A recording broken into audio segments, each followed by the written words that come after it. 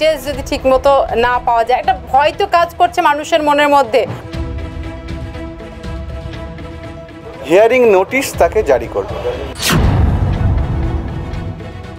যে আপনাকে এই ডেটে আপনাকে উপস্থিত থাকতে হবে। সেখানে 11 দফা কিছু কাগজ আছে, লিস্ট আছে, সমস্ত ডিটেলসটা চলে আসছে। এবং এখান থেকে আমরা এই যে এমুনারেশন ফর্মটা ওনাদেরকে জমা দিলাম, সেটা আমি এখান থেকে সঙ্গে সঙ্গে এক ক্লিকে নির্বাচন কমিশনের কাছে তথ্য চলে গেল যে হ্যাঁ ওরা ডিস্ট্রিবিউট হয়ে গেছে। সমস্যা আমাদের কাছে বলেছেন যে ছেলে মেয়ে ব্যাঙ্গালোরে থাকে, তারা তো এখানে ওইটা সই করার জন্য আসতে পারবে না, তো এটাকে অনলাইনে করা যাবে। লাস্ট এসআইআর তার যেখানে নাম ছিল সে সেই তথ্যটাই দেবে। আর না থাকলেও যদি লাস্ট এসআইআর নাও থাকে তাহলে তার জন্য নির্বাচন কমিশন আরও একটা পন্থা রেখেছেন যে এই ফর্মটা সঠিকভাবে ফিল আপ করলেই আপনার চিন্তা মুক্ত হবে। শুরু হয়ে গেছে রাজ্য জুড়ে ভোটার লিস্ট সংশোধনের কাজ। ভোটার তালিকা তৈরি হচ্ছে, এসআইআর শুরু হয়েছে, বাড়িতে বাড়িতে পৌঁছে যাচ্ছেন বিএলওরা।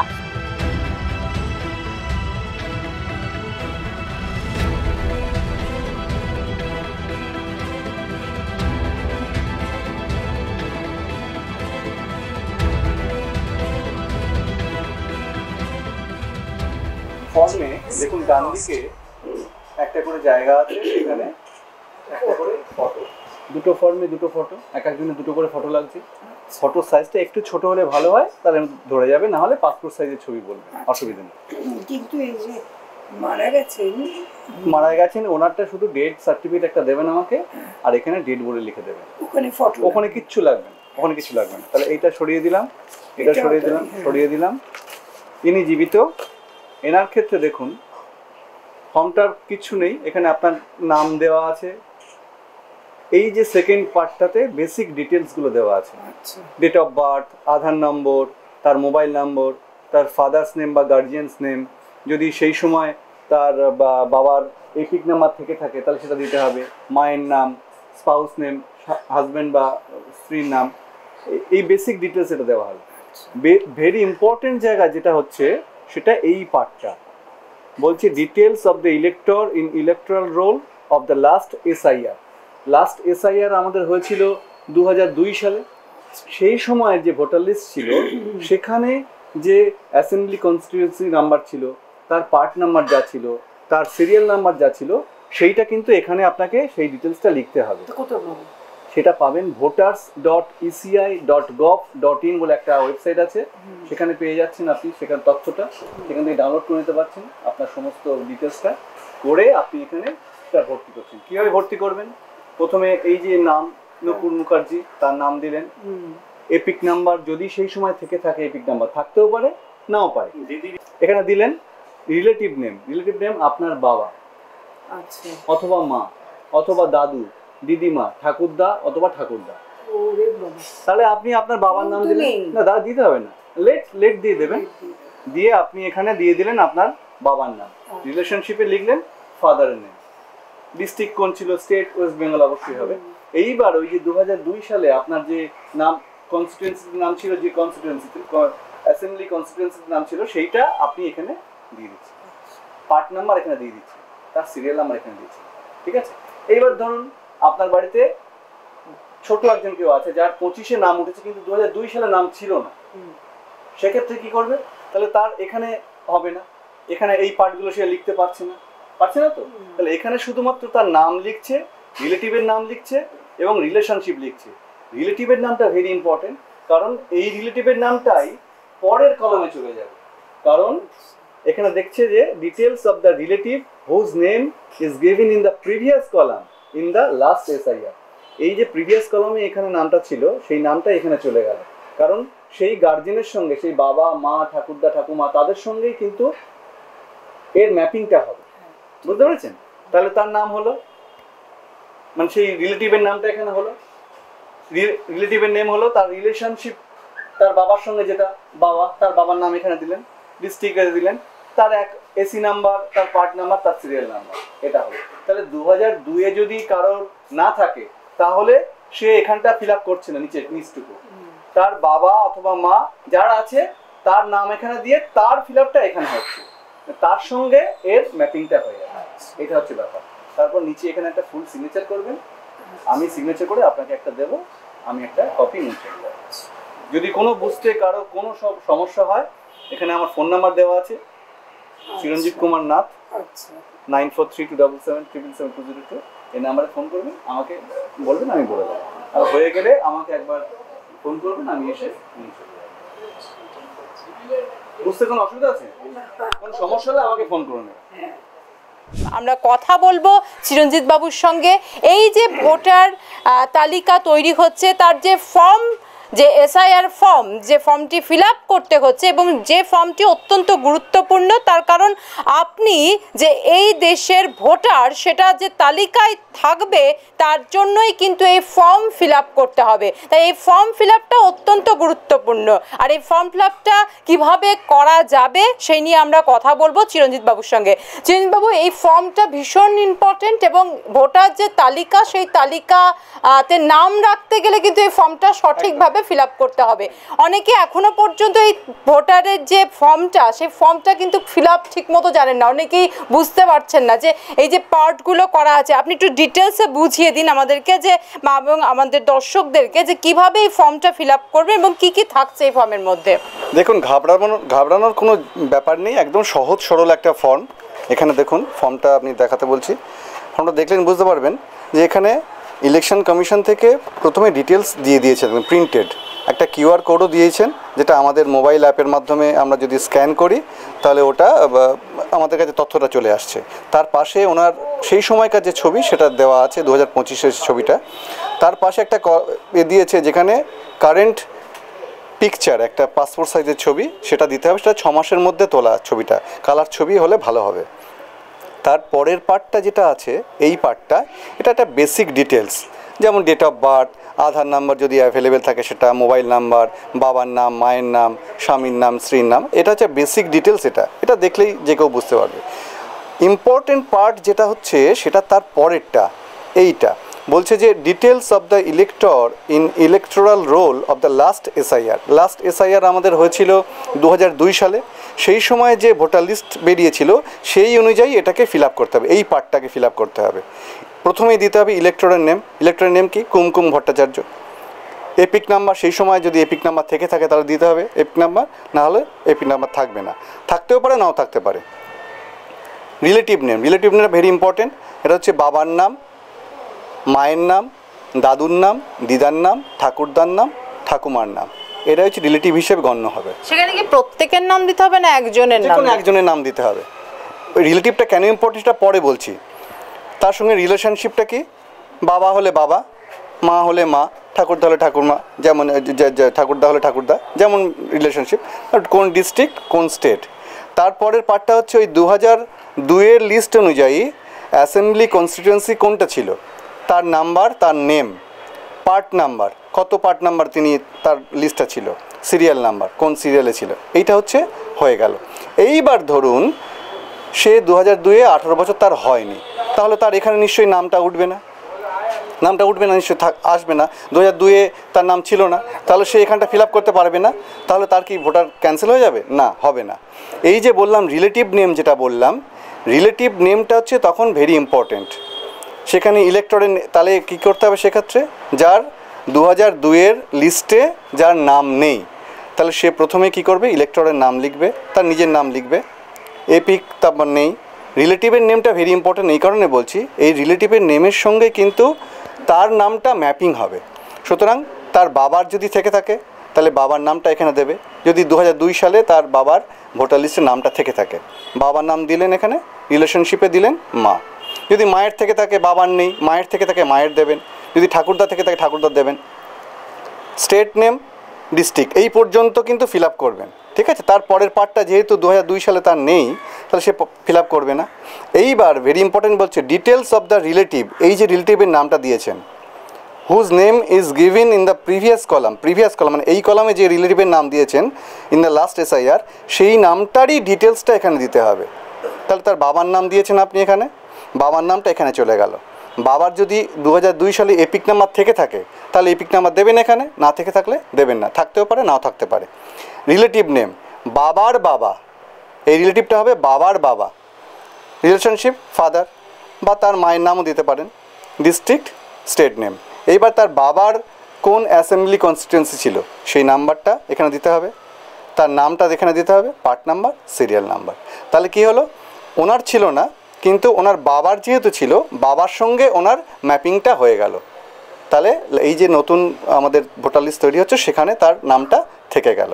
তারপর নিচে এখানে একটা ফুল সিগনেচার করবেন, আমি নিচে সিগনেচার করব, করে 1 কপি ওনাকে জমা দেবো, 1 কপি আমি নিয়ে চলে যাব। এখানে একটা প্রশ্ন যে বাবার নাম দেওয়া হলো, আপনি দেখাচ্ছেন যে বাবার নাম যেখানে বা মায়ের নাম, কারো যদি বাবা মৃত হন তো সেক্ষেত্রে কি প্রথমে লেট লিখতে হবে না লেখার কোনো প্রয়োজন দরকার নেই? আমার ভোটার কার্ডে যেটা নাম ছিল সেইটা লিখলেই হবে। তিনি হয়তো মৃত হয়ে গেছে কিন্তু 2002-এ তিনি জীবিত ছিলেন, তার ভোটার ছিল, তার সঙ্গে সেটা ম্যাপিং হবে। আমাকে আইডেন্টিফাই করতে হবে যে আমার কোনো রিলেশনশিপ 2002-এর লিস্টে ছিল, এটা হচ্ছে ইম্পর্টেন্ট। যদি আমার না থাকে আমার বাবার থাকতে হবে, আমার মায়ের থাকতে হবে, আমার ঠাকুরদা ঠাকুমা দিদা আর দাদু। এইবার ধরুন আরেকটা প্রশ্ন যে আমার কোনোটাই নেই, আমার বাবা মায়ের নেই, আমার রিলেশনশিপের কারণ নেই, তাহলে কি আমার কেটে যাবে? না, কাটবে না। তখন কি হবে, এই পোর্শনটাতে সে লিখবে নট অ্যাভেলেবেল, মানে এই তথ্যগুলো আমার কাছে নেই। তখন আমরা কি করব, মানে নির্বাচন কমিশন কি করবে, একটা হিয়ারিং নোটিশ তাকে জারি করবে যে আপনাকে এই ডেটে আপনাকে উপস্থিত থাকতে হবে। সেখানে 11 দফা কিছু কাগজ আছে, লিস্ট আছে, যেমন ওই ব্যাংকের পাসবই আছে, মাধ্যমিকের অ্যাডমিট কার্ড, বার্থ সার্টিফিকেট, এইগুলো নিয়ে তাকে সেখানে যেতে হবে। তার মধ্যে যে দফা বলবে সেই দফা নিয়ে সেখানে যেতে হবে, গিয়ে হিয়ারিংয়ে তাকে সাবমিট করতে হবে যে আমার বাবার নাম নেই বা আমার কোনো রিলেশনের নাম নেই, আমারও নাম নেই, কিন্তু আমার এই ডকুমেন্টগুলো আছে, আমার নামটা এখানে তোলা হোক এই এতে।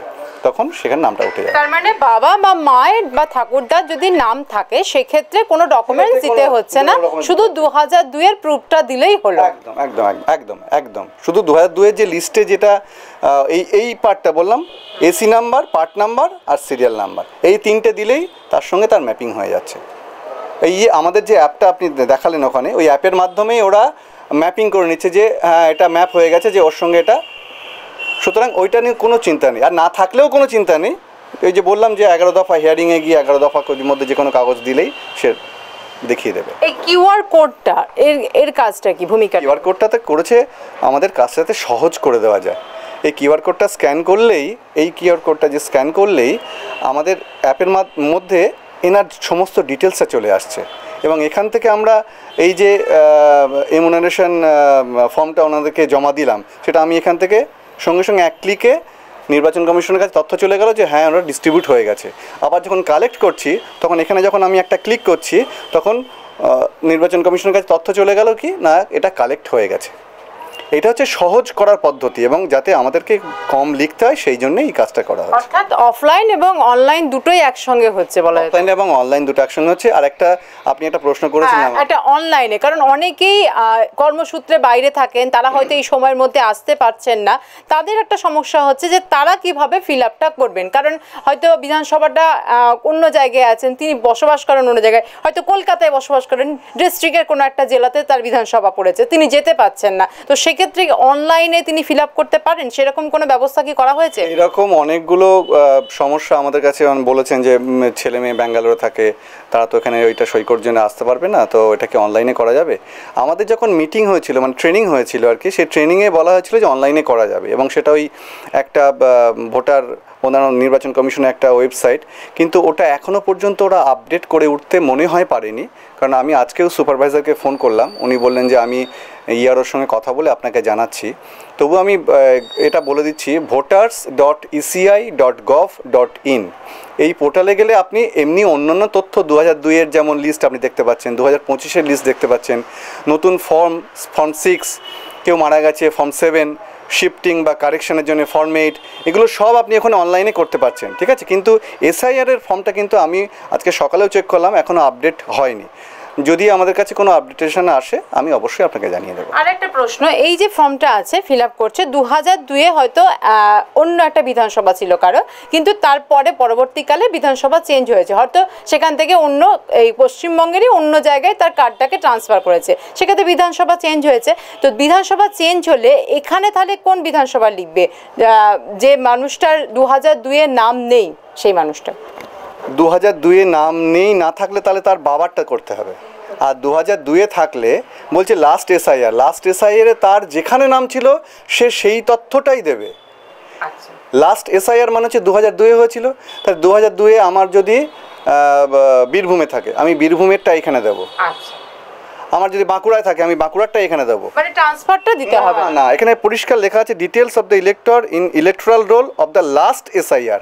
লাস্ট এসআইআরে আমার যেখানে নাম ছিল, যে পার্টে, যে অ্যাসেম্বলিতে, আমি সেই তথ্যটাই এখানে দেবো। আমার না থাকলে আমার বাবার যেখানে ছিল বাবার তথ্যটাই এখানে দেবো। আমি তো শিফট হয়ে চলে এসেছি পশ্চিমবঙ্গে, আমি চলে এসেছি কলকাতায়, তাহলে সেটা তো আমার তো এখানে আছেই, তো সেই তথ্যটা তো আমার এখানে আছে 25-এর। আমার লাস্ট এসআইআর যেটা সেটাই এখানে শুধুমাত্র দিতে আচ্ছা, হবে। মানে রিসেন্ট যে আপডেটটা সেটা এখানে দিয়ে দেওয়া হচ্ছে ইলেকশন কমিশনের পক্ষ থেকে। শুধুমাত্র 2002-এর যে আপডেটটা ছিল তখন এসআইআর এর তালিকাতে ছিল সেই ডিটেইলসটা এখানে দিতে হবে। যেখানে থাকতে পারে, ইন্ডিয়ার যেখানেই থাকতে পারে না কেন, সেটা এখানে সেটাই দিতে হবে। অনেকের 18 বছর হয়েছে কিন্তু এখনো ভোটার কার্ড হয়নি বা ভোটার তালিকায় নাম তাদের ওঠেনি, সেক্ষেত্রে তো আপনাকে প্রথমে ভোটার তালিকায় নাম তুলতে হবে। তার নাম তোলার জন্য কি করতে হবে, ফর্ম 6-এর সঙ্গে এখন যেহেতু এসআইআর হচ্ছে তাই অ্যানেক্সার 4 এরকম এসআইআর মতো একটা ফর্ম আছে, সেই অ্যানেক্সার 4টাও সেখানে তাকে ফিল আপ করে দিতে হবে। সেটা অনলাইনেও করতে পারেন, আমি যে বললাম voters.eci.gov.in, অনলাইনে করতে পারেন। আবার আমাদের কাছেও এই ফর্মটা দিয়েছে ফর্ম 6, সেই ফর্ম 6টা আমরা তাকে প্রোভাইড করে দেবো। সে ফর্মটা ফিল আপ করে তার সঙ্গে একটা অ্যানেক্সার 4 ফিল আপ করে আমাদেরকে জমা দেবে, আমরা আবার সেটা নির্বাচন কমিশনকে জমা দেবো। তার থেকে সহজ হচ্ছে অনলাইনে করাটা, সব থেকে সহজ আমার মনে হয়েছে। আপনাদের কাছেও থাকছে ফর্ম 6 থাকছে, ফর্ম 7 থাকছে, ফর্ম 8 থাকছে, সবকটা ফর্মই আমাদের কাছে থাকছে। তবে আমরা সাজেস্ট করছি যে অনলাইনে করলে কি সহজে সেটা নির্বাচন কমিশনের কাছে পৌঁছে যায়। আচ্ছা, মানে তারাও কিন্তু এই এসআইআর এর এই ফর্মটা ফিল আপ করতে হবে তাকে, কারণ যে নতুন ভোট দেবে বা নাম তুলবে তাকে ফর্ম 6 তাকে ফিল আপ করতে হবে। ফিল আপ করার সঙ্গে সঙ্গে ওই যে বললাম ফর্ম অ্যানেক্সার 4 মানে এসআইআর এর মতো এরকম একটা ফর্ম তাকে ফিল আপ করতে হচ্ছে, কারণ তাকে ডিটেলস দিতে হচ্ছে তার বাবা মার, কারণ তার বাবা মার সঙ্গে তারটা ম্যাপিংটা হবে, সুতরাং অ্যানেক্সার 4টা তাকেও ফিল আপ করতে হবে। আর অনেকেরই একটা ভয় যে ঠিকমতো না হলে যদি তালিকায় নাম না ওঠে বা ডিটেলস যদি ঠিকমতো না পাওয়া যায়, একটা ভয় তো কাজ করছে মানুষের মনের মধ্যে, বহু মানুষের। সেক্ষেত্রে কি বলবেন যে এই ফর্মটা সঠিকভাবে ফিল আপ করলেই আপনার চিন্তা মুক্ত হবে? একদম এই আমরা তো বারবার ওই জন্য বুঝিয়ে দিচ্ছি এবং আমাদের নাম সব দিয়ে দিয়েছে। কারো সমস্যা, এই দেখুন ফোন আসছে আপনার সামনে বারবার, ওই একই কারণে যে এই জায়গাটা বুঝতে পারছি না, এই জায়গাটা কী হবে। আমরা নিজেরাও বলেও আসছি যে কোনো রকম যদি সমস্যা হয় আমাদেরকে ফোন করুন, ভুল ফিল আপ করবেন না, সঠিক তথ্য দিন, কারণ আপনার নিচে সিগনেচার করছেন, আমিও সিগনেচার করছি, যাতে সঠিক তথ্যটা নির্বাচন কমিশনের কাছে যায়। কিন্তু অনেক মানুষ আছে মারা গেছেন, অনেক মানুষ শিফটেড হয়ে অন্য জায়গায় চলে গেছেন, যাদের 18 বছর হয় তারা ঢুকছে, যাদের বাড়ি বিক্রি করে চলে গেছেন, এমনও অনেক আছেন। সুতরাং আমি বললাম সঠিক তথ্যটা দিন। ফিল আপ করার সময় কোনো সমস্যা হলে আমরা সহযোগিতা করব, আমরা কালেক্ট করার সময় সেটা পরিষ্কার পরিচ্ছন্নভাবে দেখে নেব। সুতরাং এক্ষেত্রে ভয়ের আমার মনে হয় কোনো কারণ নেই। আর না থাকলেও যদি লাস্ট এসআইআরে নাও থাকে তার জন্য তো নির্বাচন কমিশন আরও একটা পন্থা রেখেছেন, হেয়ারিংয়ের ব্যবস্থা রেখেছেন। সুতরাং ভয়ের কোনো কারণ নেই, মানে যে আমাকে থাকবে না এরকম কোনো ব্যাপার নেই আমার মনে হয়। অনেক ধন্যবাদ দাদা। আপনারা শুনেই নিলেন যে কিভাবে ফর্মটা ফিল আপ করা হবে। আর যারা বিএলও আছেন তারা কিন্তু সব সময় আপনাদের পাশে থাকছেন এবং তারা বাড়ি বাড়ি গিয়ে তারা ফর্ম দিচ্ছেন, তারা বুঝিয়ে দিচ্ছেন এবং তারপর কিভাবে ফিল আপ করতে হবে সেটাও কিন্তু তারা বলে দিচ্ছেন। আরও একটা প্রশ্ন, যে কতদিন পরে, মানে ফর্মটা দিয়ে গেলেন কদিন পরে আসবেন, কোনো কিছু বলে দিচ্ছেন আপনারা? মোটামুটি আমরা বলছি 1 সপ্তাহের মধ্যে আমরা আসবো, কারণ যে ফর্মগুলো দিয়েছে সেগুলো ফিল আপ, মানে ওনারা ফিল আপ করার সময় যাতে পান, ছবি তোলার সময় অনেকের কাছে ছবি রেডি নেই। আর যদি তার মধ্যে হয়ে যায় আমি বলেছি ওনাদেরকে যে একটা ফোন করতে, আমি এসে নিয়ে চলে যাব। সুতরাং এতে ঘাবড়ানোর কোনো ব্যাপার নেই। আমরা বিএলওরা সবসময় আছি এবং আপনাদেরকে ধন্যবাদ। আমাদের কথা বা আমাদের কাজ বা নির্বাচন কমিশনের কাজ যেভাবে আপনারা মানুষের কাছে পৌঁছে দিচ্ছেন, বা এই যে আপনারা ফর্মটা ওনাদেরকে দেখানোর জন্য সহজভাবে আমাদের কাছে চলে এলেন বা এই আপনাদের মাধ্যমে দেখাচ্ছেন, এই জন্য আপনাদেরকে অশেষ ধন্যবাদ আমাদের পাশে থাকার জন্য, এবং আশা করি ভবিষ্যতেও পাশে থাকবেন। অনেক ধন্যবাদ আপনাদেরকে। অনেক ধন্যবাদ আপনাকেও। প্রতিদিন প্রতিটা বাড়ি যেতে হচ্ছে এবং সেখানে গিয়ে যারা ভোটার তাদের ভোটার তালিকায় যাতে নাম ওঠে, এই যে সংশোধন হচ্ছে ভোটার তালিকা, সেই তালিকায় যাতে নাম থাকে সেজন্য কিন্তু বিএলওরা প্রস্তুত এবং সেই কাজও শুরু হয়ে গেছে। যে বাড়িতে এসেছিলেন সেই বাড়ির যিনি কর্ত্রী আছেন তার সঙ্গে একটু কথা বলবো। আপনার নাম? নূপুর মুখার্জি। আচ্ছা, বিএলও আজকে আপনার বাড়িতে এলেন, তো সেক্ষেত্রে কি বুঝে নিলেন বিষয়টা সম্পূর্ণ কি সহজ হলো? কোনো চিন্তার কোনো কারণ নেই? আমার কোনো চিন্তা নেই এখন আর, উনি তো সবই বুঝিয়ে দিয়ে গেছেন। কিছু যদি বুঝতে না পারি উনি ফোন নাম্বার দিয়েছেন, সেই ফোন নাম্বারে ফোন করে জেনে নেব। বিএলও আসার আগে যে চিন্তাটা ছিল সেই চিন্তার কি অনেকটা মুক্তি হলো বিএলও আসার পরে? হয়েছে, কারণ আগে খুব চিন্তা হচ্ছিল যে কি হবে না হবে, একটা চিন্তা হচ্ছিল। আজকে আর কোনো চিন্তা নেই। চিন্তা মুক্ত হচ্ছেন মানুষ, তার কারণ বিএলওরা আসছেন, তারা সমস্ত কিছু বুঝিয়ে দিচ্ছেন এবং বুঝিয়ে দেবার পরেও কিন্তু তারা পাশে থাকবার জন্য ফোন নাম্বার থাকছে, সবসময় তারা ফোন ধরবেন এমনটাই তারা জানিয়ে দিচ্ছেন। অর্থাৎ যে যে বাড়িতে বিএলও যাচ্ছেন সেখানে কিন্তু চিন্তা মুক্তি ঘটছে। এই এসআইআরের যে তালিকা, সংশোধিত তালিকা তৈরি হচ্ছে তা নিয়ে রাজ্য জুড়েই কিন্তু মানুষের মধ্যে দেখা যাচ্ছে একটা চিন্তা, কিভাবে ফর্মটা ফিল আপ করবো, কীভাবে জমা দেব, ভোটার তালিকায় ঠিকমতো নাম উঠবে কিনা, কিন্তু কোনো চিন্তার কারণ নেই। যে ফর্মটা দেওয়া হচ্ছে নির্বাচন কমিশনের তরফ থেকে সেই ফর্মটা সঠিকভাবে ফিল আপ করুন, বিএলওর কথা অনুযায়ী ফিল আপ করুন, তাহলেই কিন্তু সমস্ত সমস্যার সমাধান হয়ে যাবে এবং তালিকায় নাম উঠে যাবে। 2002-এর এসআইআর হয়েছিল লাস্ট, সেই এসআইআরের ভোটার তালিকায় যাদের নাম আছে তাদের কিন্তু কোনো রকম চিন্তা নেই, যাদের নাম নেই তাদেরও কোনো রকম চিন্তার কারণ নেই। তার কারণ নির্বাচন কমিশনের তরফ থেকে একাধিক পদ্ধতি, একাধিক পথ বলে দেওয়া হয়েছে, ডকুমেন্টসের কথা বলা হয়েছে, যেগুলো জমা দিলেই কিন্তু আপনাদের নাম তালিকায় উঠে যাবে। তাই চিন্তা মুক্ত হন এবং নির্ভয়ে সেই ফর্ম ফিল আপ করুন। ক্যামেরায় বিনয় মণ্ডলের সঙ্গে নাজের রহমানের রিপোর্ট, আর প্লাস নিউজ, কলকাতা।